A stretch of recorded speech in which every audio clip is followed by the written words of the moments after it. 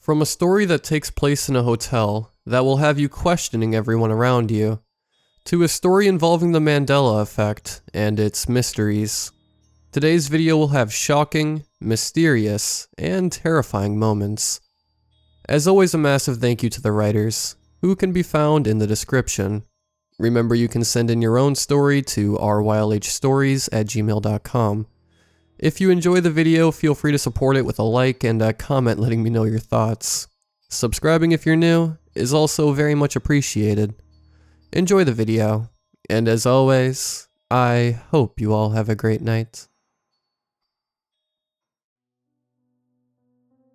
When I was 19 years old, I worked in a small company as an intern.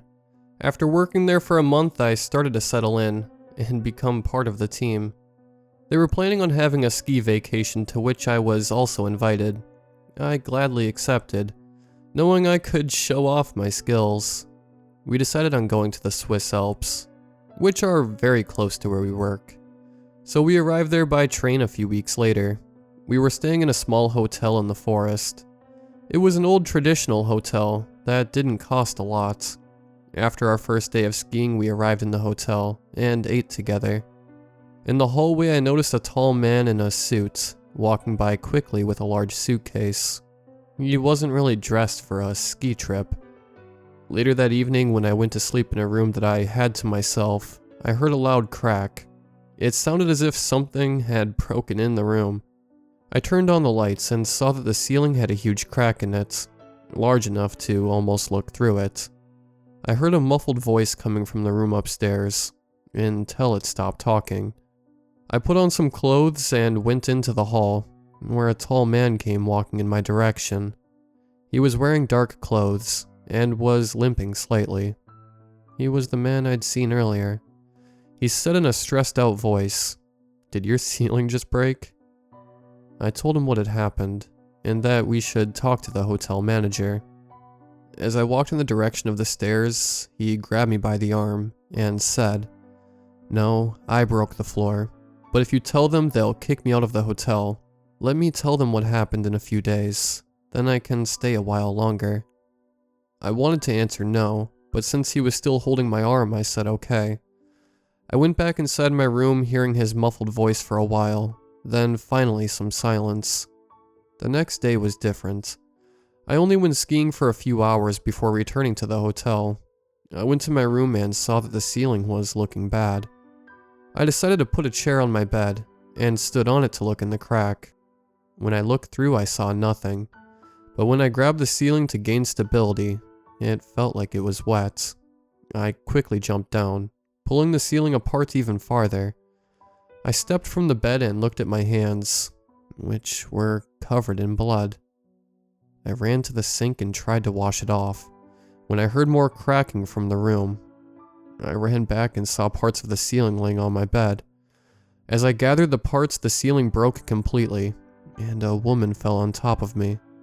She was dead, and her face was completely disfigured. She had scratches not just in her face, but all over her body. I screamed, threw her to the ground, and ran towards the door frantically. This is when I heard loud footsteps coming towards my door quickly. It was audible that the person was limping, so I knew it was him. I heard banging on the door while I ran towards the window. As I climbed out of it, I screamed for help, and the man was quickly caught by another guest. He had tried to hide several corpses in his hotel room, one of them under the floorboards, which had resulted in the floor breaking. The police told us this. They also told us that he had escaped before they arrived at the scene.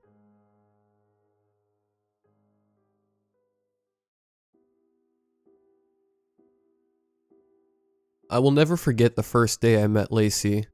It is forever etched in my mind, and it was the day a true friendship was forged. I was 4 years old and starting a new preschool, as we had recently moved houses. I was a little shy and remember, even at such a young age, feeling a little nervous about the prospect of going to a new preschool. As soon as my mom walked me through the door, I remember this girl with wild curly blonde hair, wearing a dress with flowers on, coming running up to me. She took my hand and said, let's play. The rest of the day went so quick playing with my new friend that I forgot I was ever nervous. After that day, mine and Lacey's friendship was forged. Over the years, she stayed at my house, at weekends, or I at hers. When we were 8 years old, Lacey moved house, but it wasn't too far, and we still went to the same school. I remember distinctly going over to her new house, and thinking I didn't like it like I liked her old house. Right behind her house was a huge stretch of woods, and they appeared to me so dark and gloomy. Now in the UK we don't have national parks that are huge, and you could easily get lost in. However, the woods probably seemed much more dark and imposing at this time, as I was so young. Lacey and I used to play out often when I was at her house, as she had a huge back and front garden. We were allowed to play on the street too, but were under strict instructions from her mom not to go past the streets, and to definitely not go into the woods. I was quite a scaredy cat as a child, and the thought of going in those woods never crossed my mind. Unfortunately, it did in Lacey's. When we were around 9 and Lacey had lived in this new house for a year, she suddenly started taking an interest in these woods. It started off by her wanting us to just play at the edge of the woods, even though I told her we would get into trouble if her mom saw us. Lacey was much more adventurous than I was, and didn't seem to worry about getting into trouble. One day we were playing at the edge of the woods, when Lacey had the bright idea to go in farther. We argued about this, and I said I was going to go get Lacey's mom, and then she started to run into the woods, and said she would go alone if I wouldn't come with. I weighed up my options quickly, and against all the bad feeling inside, I reluctantly followed her into the woods. I'd actually gone for woodland walks before with my aunt, when I stayed with her, as she loved walking around different beauty spots. However, these woods felt very different to any I had been in before. For starters, there were no animal sounds at all. You could not hear a single bird in those woods, which was very strange. I kept nagging Lacey to go back, as I felt more uncomfortable the farther we walked into them. Lacey just laughed and ran farther, making me go deeper in the woods to catch up to her. She stopped at a little stream, and it felt welcoming to actually hear the noise of the water break the eerie silence of the woods. It was a warm day, and Lacey decided she was going to take her shoes off and paddle in the water. I was about to say it was a bad idea, but it was so warm, and I thought it might be fun to paddle for a while. We both got into the water, and had so much fun I forgot all about my earlier fears of being in the woods. We splashed each other and laughed so hard my cheeks hurt. I have no idea how long we were playing for, but I noticed suddenly it was starting to get dark. I told Lacey we should head back, and she agreed, and hadn't realized herself how late it must be. We sat on the back of the stream, and let our feet air dry for a few minutes, before we started to put on our socks and shoes. It was then as we sat there, that we heard a loud crack behind us. Lacey and I both jolted at the noise, and looked at each other. We had literally heard no noises in the woods, apart from the rushing water, so the sudden noise made us jump. Neither of us dared look behind us at first, and I was overcome with such a deep sense of terror, although I couldn't explain why. Eventually, I slowly turned my head around, and breathed a huge sigh of relief that nothing was there. Then all of a sudden we heard another loud creak just across the stream in front of us. Lacey and I jumped up, and hadn't even finished putting our socks and shoes on before we started to run. As we ran, we heard more cracks behind us, accompanied by what I can only describe as a low whistling. The woods seemed to get darker as we ran, and all of a sudden I heard a scream and realized Lacey had fallen over a large branch. I ran over to help her up, and as I did, I saw what looked like a man about 10 meters behind us. The only problem was he was very still, almost like a statue. His head was bowed, so we couldn't see his face, and he was wearing a white shirt and a pair of black trousers, which were too short. Time seemed to stand still for a moment, and it was almost like I dared not look away.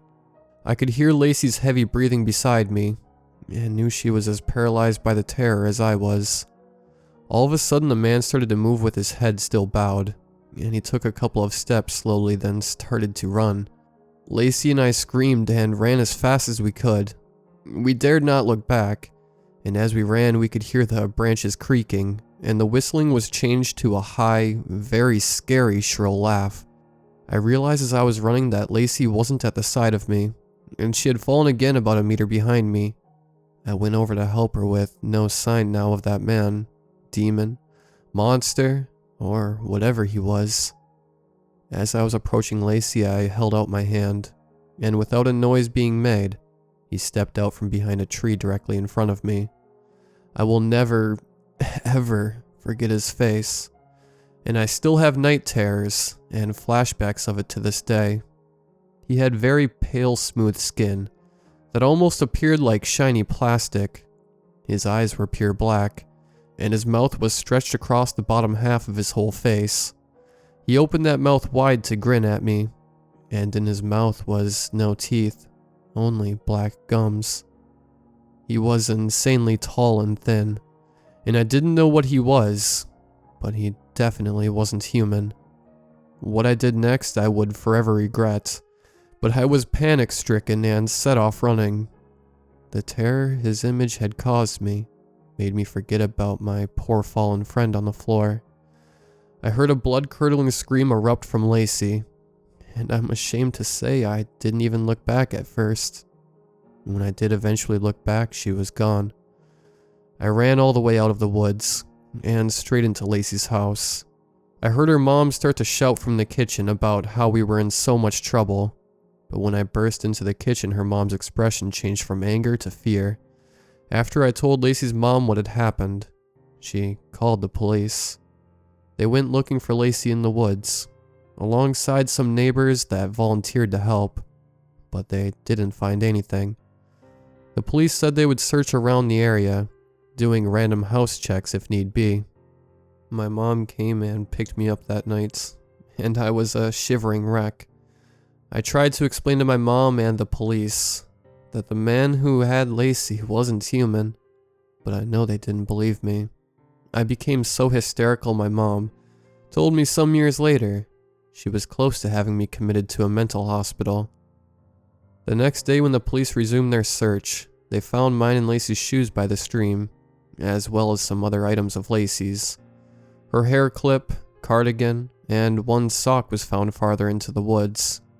There was also bloodstains on 2 trees close to the stream, as well as a few hairs which were found to be Lacey's. That was 25 years ago. Lacey was never found, and she remains missing, possibly deceased. I've never been back to those woods, but just lately I've been thinking about them a lot. I decided only yesterday that I'm going to drive over to those woods tomorrow and see if I can find out what happened to Lacey. I know that being took, harmed, or even possibly killed her, but if there's a chance she could still be alive, then I owe it to my best friend to try and find her.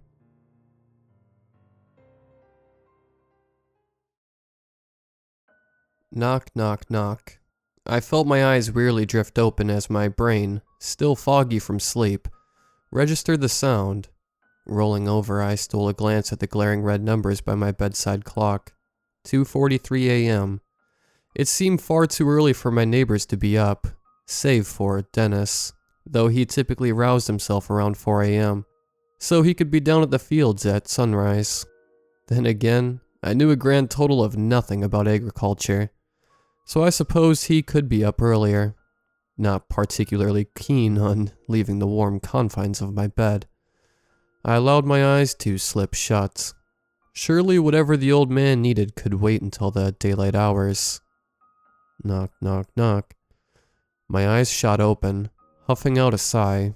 I clumsily untangled myself from the bed sheets and began shuffling my way down the hall to the front door.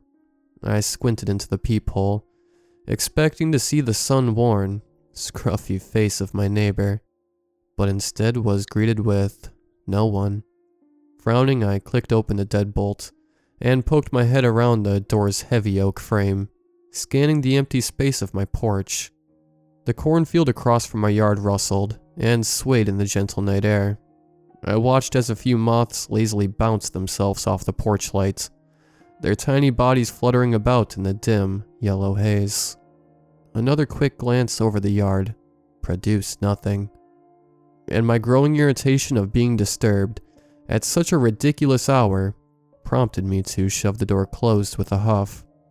I assumed the knocking was courtesy of some local kids who had gotten tired of cow tipping and decided to move on to the art of ding-dong ditch. I grumbled to myself as I made my way back down the dimly lit hall to my bedroom. I had moved away from the city to avoid the various annoyances of human interaction, but even out here, it seemed I couldn't escape the mindless antics of teenagers. Knock, knock, knock. The pang of searing anger I felt upon hearing the knocks was quickly replaced with a wave of unease that made my stomach churn. My feet cemented themselves to the hardwood as the realization crept into my mind. The knocking hadn't come from the front door. I cautiously turned my head until my eyes met the flaky white paint of the closet to my right. I felt a strange and primal fear crackle up my spine as I stared on blinking at the door. Knock, knock, knock. I scrambled backwards, tipping over myself as the sound erupted from behind the closet's pale wooden frame, the door shuddering violently on its hinges. I helplessly clung wide-eyed to the wall for a moment, before bolting down the hallway towards my room. The minute my feet touched the edge of the bedroom carpet, I flung the door shut, and shakily fumbling with the lock, I ran to push my dresser up against the only thing separating me from the hallway. I cursed myself over and over for not thinking to grab a knife from the kitchen as my dresser scraped its way across the carpet, guided by my trembling arms. My makeshift barricade in place, I shrunk into the farthest corner of my room, my eyes never leaving the door. I sat huddled in the quiet, in the dark, for what felt like an eternity, listening only to the sound of my blood rushing in my ears.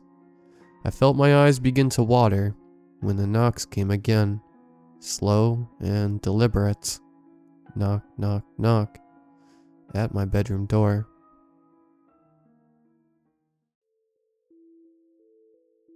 I recently began working for the London Underground as a cleaner. I work night shifts from 10 p.m. to 2 a.m., which suits me as I'm a student in my final year at university, and those shifts give me time for lectures and to study as well. The pay isn't great, but it's good enough for me. I've only had 2 shifts, but I've experienced something I cannot explain, and I don't know if anyone will believe me. On my first day, I worked with a man called Steve. One of the first things he said to me was, "If you hear whispers in the tunnels, just turn around and go the other way. They'll stop eventually." I laughed, thinking it was a joke to try and scare the newbie, but Steve's face told me he was totally serious. On the second shift, I was left to work on my own, so I'd get the hang of things, but Steve assured me if I needed him, all I had to do was call for him on my walkie-talkie, and he'd be there. That was when I encountered my first whispers. I was sweeping one of the corridors when I heard someone whispering my name. I thought it was someone playing a prank on me, but something in my gut told me it was more than that. I froze, contemplating what to do. Then I remembered Steve. Using a shaky hand, I picked up my walkie-talkie and spoke. "Steve, I'm in the northbound corridor, but I'm hearing some weird sounds." I was cut off by a loud scream, and the sound of something running in my direction. I turned around and ran all the way up the escalators, and towards the staff room, where I knew there would be people on break. Whatever was chasing me was hot on my heels, and for every step I ran, I felt like the gap was closing in, and I was going to be grabbed any second. I burst into the staff room. I was panting and my face felt bright red. The people in the staff room just looked at me until one of them spoke up. "So you ran into Ella, I'm guessing." I was confused about who this Ella was, and why nobody was concerned. The whispers and screams, they continued. I nodded. Something chased me. I managed to say. Before sitting down, I was given a drink of water. Don't take it personally. She's done that to everyone. You just got to make sure she doesn't catch you. The people in the staff room laughed, but I didn't see how any of this was funny. I sat down with Steve in the manager's office, and he explained a little bit more about Ella and my encounter with her. Ella lives in the tunnels. She's been there for as long as I have, and I bet she's probably been here even longer than that. He sipped his coffee.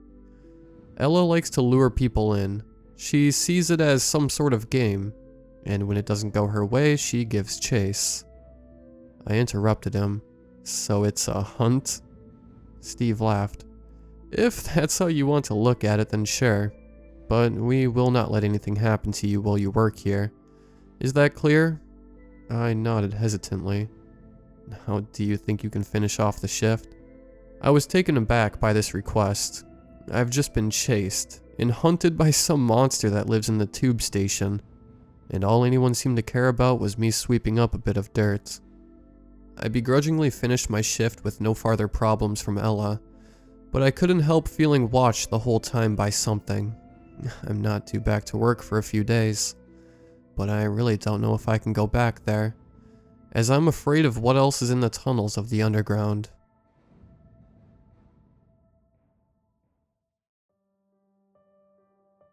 So when I was 5, there was a big thunderstorm going on in my hometown. Now I personally enjoy the rain, but this is a night that I can never forget. As the storm was raging on, I went into my mom's room to sleep because her bed was a lot more comfortable. I woke up early into the night to realize that I couldn't move at all. At first I wasn't so freaked out. I couldn't move, no big deal, until I looked towards the bedroom door. I thought what I saw was my dad. It was dark, but there was enough light to see a figure and its eyes. At first I thought it was him, until it started to smile. This thing was tall, abnormally tall. It had to hunch over at least half of its height to walk through the door. I tried to scream and yell for my mom to wake up, but I was paralyzed. All I could do was watch as it slowly made its way through the room, walking towards me. As it got closer, I could see its skin was stretched over its body, and it kept smiling at me the entire time. Its teeth were jagged, and its eyes were bloodshot. I was so scared. I couldn't breathe. I was hoping my mom would wake up, or that I was dreaming. I didn't want this to be real. And if it was, I wanted her to run as fast as possible away from it. It got so close I could smell the scent I now know as the smell of rot. It stopped right above me and just stared at me. Next thing I remember from my mom is waking up in the morning breathing heavy. I just told her I had a bad dream, and thought it was that, until years later with my uncle. This was when I was 12. He was describing his nightmare about my grandpa, his dad, spare house that he bought to help store stuff for his job. He was telling me that in his dream he went there to go clean off some of the equipment that was kept there, and noticed something following him. In his words, it looked like the monster from Scooby-Doo, the live-action movie. But I knew what it was. It was the same creature I saw in my sleep paralysis. Both him and my grandpa noticed that I had gone white as paper. I told them I had seen it before, and knew what my uncle was talking about. At first, they didn't know how to react. Honestly, I felt like I should have just kept it to myself, because that night I saw it again inside the haunted house. I've never been inside the house, but dreamt of one room in particular, the room with the one window that faced the road, with the moon shining brightly through. On the right-hand side of the room, there were Christmas trees. On the left hand were racks of bats, balls, and everything in between for sports. On the far side wall of the entrance were baby cribs, from when I was born, and from the family members' kids. As I was walking through the room, I heard such dark and maniacal laughter. It was so deep and cold it sent me into shock. I couldn't move, and then the shadow started to move to the left of the room, forming a hand. It grabbed me, lifting me off the ground, squeezing me. I could feel my ribs being crushed. the air leaving my lungs, tears streaming down my eyes as I was gasping for air. Then I felt a slap. My uncle hit me hard across the face to wake me up. He woke up to find me choking in my dream. He freaked out and hit me to wake up. He didn't know how much he saved me. The next day I walked downstairs and asked him about the backstory on the house. I described the room from my dream, with every detail. My grandpa went paler and paler. It looked as if he was about to pass out. He asked me what happened, and then I told him about the hand choking me, which scared my uncle since he woke me from that dream. They didn't know what to say. No one did, and no one does. Ever since that dream, my uncle and I have been seeing a black mass following us, but never doing anything, like it's watching us. There were a couple of times where I tried to go to the house, to find out what was going on. Every time I got within 20 feet of it, my head would spin and ache with a pain I can only describe as being hit with a sledgehammer. I've never gone back to that house, and I pray I never have to. It's been about 6 years since I've been back to my hometown, and I will be heading up for graduation to celebrate. I have a bad feeling in my gut about it, but I just hope it's my brain playing tricks. My gut is never wrong about the bad feelings, and I'm afraid for what it means.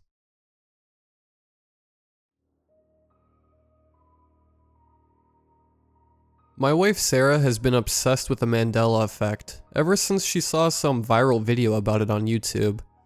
Every time she sees a logo that she thinks has changed, she panics and has to tell me about it. I do enjoy conspiracy theories myself, but this one I am pretty skeptical about. Her most recent fascination is the scene from Forrest Gump, where he says, "Mama always said life was like a box of chocolates." She insists that she knows he said, life is like a box of chocolates. This was absurd to me. Clearly this could have been misheard, and I always brushed it off and laughed. Until the other night Sarah was scrolling through Reddit, when she found a Mandela effect that neither of us had heard before. It was the Looney Tunes effect. I had to take a second look at the words, because I was in disbelief. I knew for a fact that it was Looney Tunes, with 2 O's, not tunes, Tunes. I immediately had to Google for a different image of the words, because I figured it was just a Photoshop picture. To my surprise, I couldn't find a single picture with the tune spelling. I knew it was spelled with 2 O's. I had a Looney Tunes game for the original PlayStation system, and I knew the cover like the back of my hand. I remembered I left it in an old wooden shack at my grandparents' farm where I grew up. It was our own storage place for the stuff we wanted to keep for nostalgic reasons. I figured it would have been long gone by now. I know the house was bought out after my grandparents passed away. I knew this was going to haunt me if I didn't at least drive down there to see if the shack was still standing. I didn't sleep very much that night thinking about it. I was off work for the day, and the farm wasn't too far from me, so I decided to head down there to check it out. Sarah thought I was crazy, but I had an overwhelming urge to prove this one wrong. I pulled up to the dirt road that led to the farm, and I thought a lot would have changed, but everything was exactly as I remembered it. I got chills as all the memories started flooding in. Normally I look back on my childhood here, and saw it as another life entirely. But this moment in time, I swear it was like I had never left. The house hadn't changed a bit. It looked as if nobody had moved in. I thought I wouldn't care either way, but I was happy it didn't. I drove through as slow as I could partially take it all in, but also because I didn't want to find out that the old barn was torn down, or emptied out. I pulled over just past the old chicken coop, and started walking to the back of the farm. Even the smells in the air took me back, and I didn't want to leave. I headed around the back of the old barn, and I could see the shack from a distance. I was set on finding this old game, and I knew I left it in a box in there. I walked up to the door and slowly opened it, full of anticipation. To my surprise, everything was still there with no cobwebs or any sign of age. Somebody must have been coming in here to dust everything off. But why would they do that? I found the box where I kept all of my games, and sure enough, it was in there. Looney Tunes, with 2 O's, exactly as I remembered. I couldn't wait to get home and show Sarah. Suddenly I heard footsteps, and before I could peek out the side of the door, it swung open from the other side. It was a young boy, maybe about 8 or 9 years old. He asked me who I was, and I explained to him I grew up here, and I apologized for trespassing. He tried telling me those were his games, which explained why everything in here was still so clean. I told him these were my old things, and that I had left them here when I was a kid. He argued that his grandma bought those games for him, and that everything in the shack was his. The game fell straight out of my hand, and I stood there in shock. The comment he made forced me to focus on the details I didn't notice before. Even the scar under his lip. It was me. As far-fetched as it sounded, I didn't deny the thought of it. It all made sense now. The feeling that had been overwhelming me since I pulled up to the dirt road. I must have stumbled into some sort of alternate dimension, where space and time didn't line up. I didn't know how to explain this to myself without sounding like a lunatic. I picked up the game to show him what I was there for, and tried to explain it as best as I could. I looked away for no more than 5 seconds, and he was gone. I held on to the game tightly, and ran out looking for him, but he was nowhere to be seen. I rushed home to tell Sarah what I had experienced, and show her the game. I went into this expecting to prove a point, and I may have only proved the Mandela effect to be true. I pulled into my driveway and reached over to grab the game from the passenger seat. I was disappointed and confused to see that the cover read Looney Tunes, Tunes. I must have crossed from one dimension to another. Either that or what I saw was all in my head. Either way, the experience was unforgettable to say the least.